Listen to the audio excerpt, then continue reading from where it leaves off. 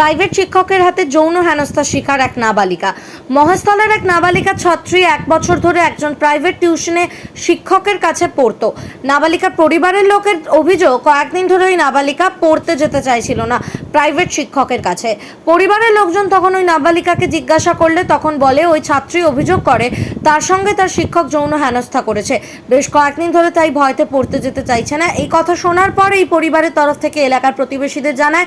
তারপর গতকাল রাতে মহেশতলা থানায় লিখিত অভিযোগ করে শিক্ষকের বিরুদ্ধে অভিযোগের ভিত্তিতে মহেশতলা থানার পুলিশ অভিযুক্তকে গ্রেফতার করে 376 AB বাই 376(2) 506 IPC 6 পস্কো আইনে মামলা রুজু করে অভিযুক্তকে আজ আলিপুর আদালতে পাঠানো হয়।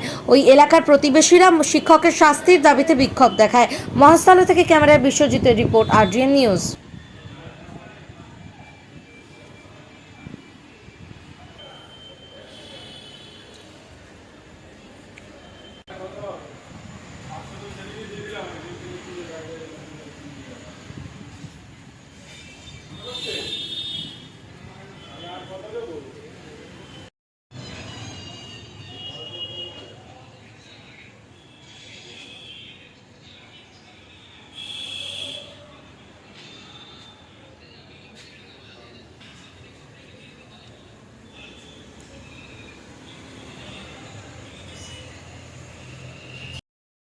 বাচ্চার মা কিছুদিন আগে আমাদের জানায় যে আমার বাচ্চার সঙ্গে এরকম একটা দুর্ব্যবহার চলছে।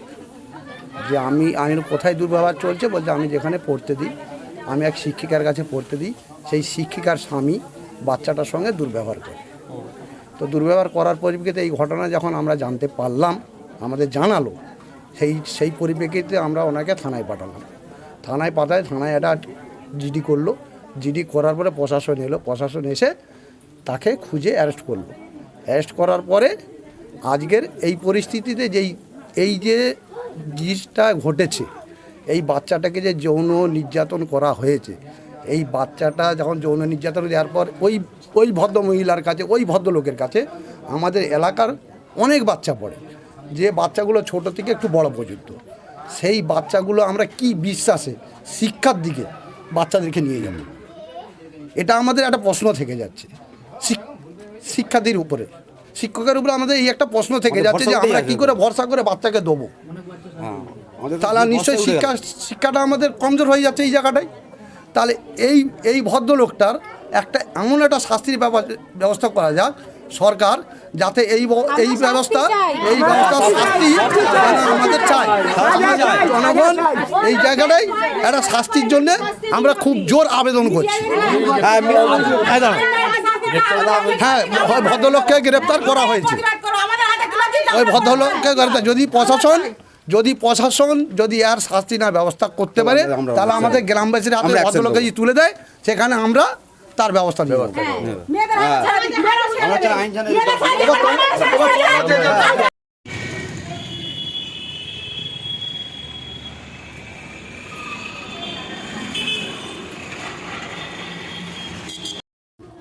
অভিযোগটা হয়েছিল, আমার বাচ্চাকে আমি পড়তে পাঠিয়েছিলাম, ঠিক আছে। বাচ্চা প্রায় 1 বছর ধরে পড়ছে, কোনো কিছু তার সাথে হয়নি, কিন্তু এই রমজান মাসে এক মাস যাবত ওর সকালবেলা টিউশনি দিয়েছিলাম। সেখানে ওর মানে আন্টির কাছে পড়া দিয়েছে, কিন্তু ওনার হাজব্যান্ড ওনাকে বাচ্চাদেরকে পড়াতো। তার সঙ্গে আমার বাচ্চার সঙ্গে এত খারাপ ব্যবহার করেছে। সে প্রাইভেট পার্টগুলোকে ছুঁয়েছে, তাতে করেছে, পেন্সিল দিয়ে আঘাত করেছে, তাকে মেরেছে, ওই জায়গাতে চিমটি কেটেছে। আর বাচ্চা ওই ভয়তে এতদিন কিছু বলেনি, ওকে ধমকে রাখা হয়েছিল যে তুমি যদি বলো আমি তোমাকে মারবো, এরকম কাজ করবো। আন্টিকেও ভয়তে বলতে পারেনি, বলতে উঠলে ওকে বলছিল যে আমি ভয় দেখিয়ে রেখেছিল, ওকে লজেন্স দিয়ে ভুলিয়ে রাখার চেষ্টা করা হয়েছিল। হ্যাঁ, প্রায় 1 মাস সব কিছু সহ্য করার পরে ঈদের 3 দিন পরে আমাকে এই জিনিসগুলো জানায় যে মা আমি আর পড়তে যাব না। পড়তে যেতে অস্বীকার করে, বলে আমার সাথে আমার আঙ্কেল এরকম ব্যবহার করেছে। আমার খুব কষ্ট হয়েছে, মা তুমি এর বিরুদ্ধে কিছু করো মা, আমার আর সহ্য হচ্ছে না, আমি ওখানে পড়তে যেতে পারবো না। আমাকে অনেক জায়গায় আঘাত করেছে, আমাকে এরকমভাবে মেরেছে, আমাকে এরকম করে পেন্সিল দিয়ে আঘাত করেছে, হাত দিয়ে আঘাত করেছে। হ্যাঁ, এইসব আমার বাচ্চা বলে আমাকে। তাই আমি চাই এর প্রতিবাদে আপনারা কিছু করুন, আমি ওর শাস্তি চাই, আপনারা সবাই মিলে করুন। হ্যাঁ, থানায় অভিযোগ করে এসেছি কালকেরে। তাকে কোনো গ্রেফতার হ্যাঁ, গ্রেফতার করা হয়েছে, লকআপে আছে উনি। সব কিছু করা হয়েছে। আমরা চাই আপনারা সবাই মিলে চেষ্টা করুন ওনার যাতে শাস্তি হোক, যাতে উনি এটা করুক যে একটা বাচ্চা, মাসুম বাচ্চা, 5 বছর বাচ্চার উপরে এরকম জিনিসটা করেছে, যেন আমার বাচ্চা হয়।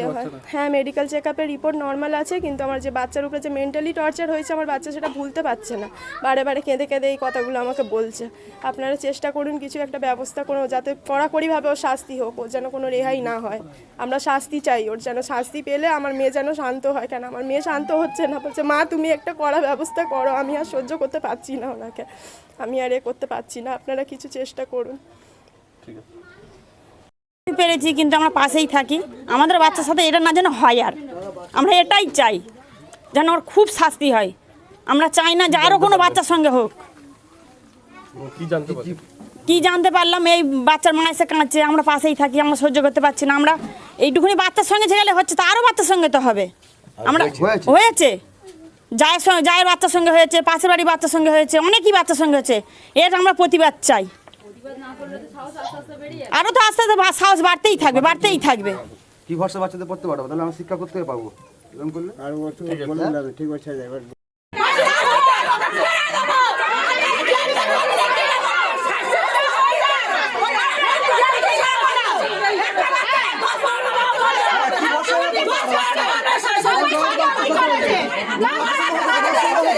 আমার বাচ্চাকে উড়াতে মেরে উড়াতে চিমটি করে দি কেন কাটবে, কি কারণে কাটবে, আমার হাতে তুলে দিও, আমি শাস্তি দেব, আমি দেখাবো বাচ্চা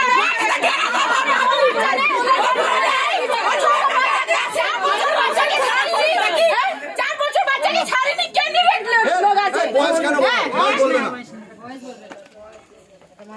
মাসুম বাচ্চা কেন করেছে, কেন করবে, কি ভরসা এবার বাচ্চাদের এখন আপনার বাড়ি, অফিস এবং দোকানকে সুরক্ষিত রাখুন টোটাল সিকিউরিটি সলিউশনের সাথে।